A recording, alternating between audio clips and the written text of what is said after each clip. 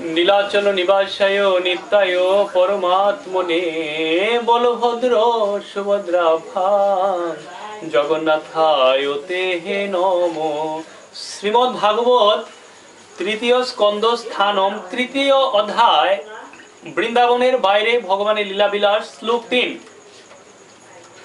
সমাহুত্তা ভীষ্মক কন্যয়া যে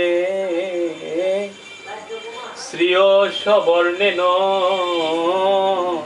বুভূষয়া এষাম গান্ধর্ব বৃত্তা মিশতাম সভাগ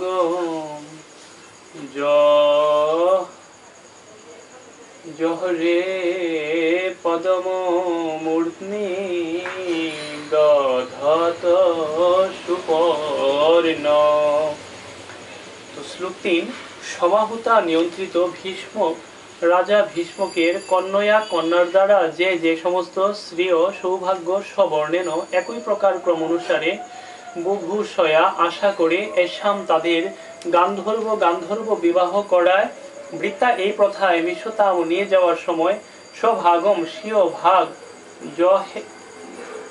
জহরে নিয়ে গিয়েছিল পদম চরণ মূর্ধনি মস্তকের উপর দধ স্থাপন করে সুপর্ণ গরুর। অনুবাদ।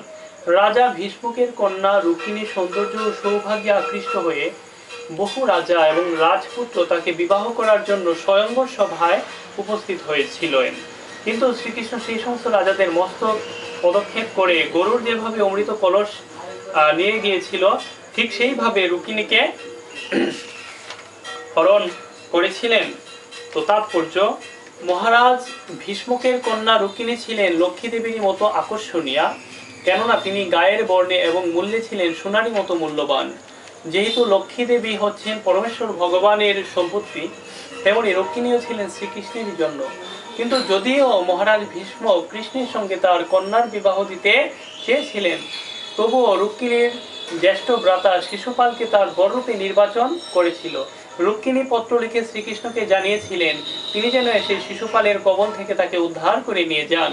তাই যখন বরযাত্রীদের নিয়ে বর শিশুপাল রুক্মিণীকে বিবাহ করার জন্য সেখানে আসে, তখন শ্রীকৃষ্ণ হঠাৎ সেখানে আবির্ভূত হয়ে সমবেত সমস্ত রাজপুত্রদের মস্তকে পদক্ষেপ করে ঠিক যেভাবে গরুর অসুরদের হস্ত থেকে অমৃত হরণ করেছিল সেইভাবে রুক্মিণীকে হরণ করেছিলেন।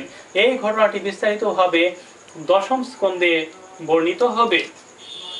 তো শ্লোক ৪।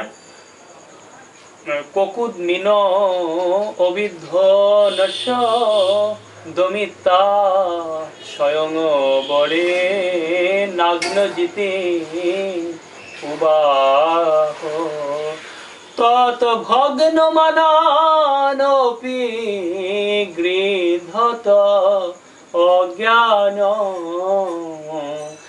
যজ্ঞে অক্ষত শস্ত্রাভৃত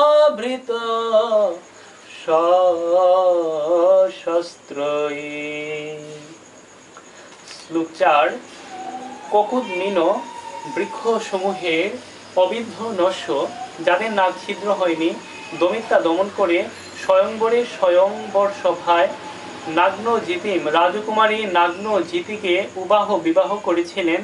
তত ভগ্ন মানান এইভাবে যারা নিরাশ হয়েছিলেন, অপি যদিও গৃদ্ধত চেয়েছিলেন, অজ্ঞান মূর্খ যজ্ঞে নিহত এবং অক্ষত আহত হয়ে শস্ত্রভৃত সব রকম অস্ত্রশস্ত্রে সজ্জিত সশস্ত্র তার্ষীয় অস্ত্রের দ্বারা। অনুবাদ। অবিদ্ধ নাসা ৭টি বৃষকে দমন করে তিনি রাজকুমারী নাগ্ন জিতিকে স্বয়ংবরে বিবাহ করেছিলেন। যদিও ভগবান কন্যা রত্নটিকে জয় করেছিলেন, তবুও সেই রাজকন্যার পাণিগ্রহণে অভিলাষী তার প্রতিদ্বন্দ্বীরা তার বিরুদ্ধে অস্ত্র ধারণ করেছিলেন এবং তার ফলে তাদের মধ্যে সংগ্রাম হয়েছিল। অস্ত্র শস্ত্রে সুসজ্জিত ভগবান তাদের সকলকে হত্যা করেছিলেন অথবা আহত করেছিলেন, কিন্তু তিনি নিজে অক্ষত ছিলেন। হরে কৃষ্ণ।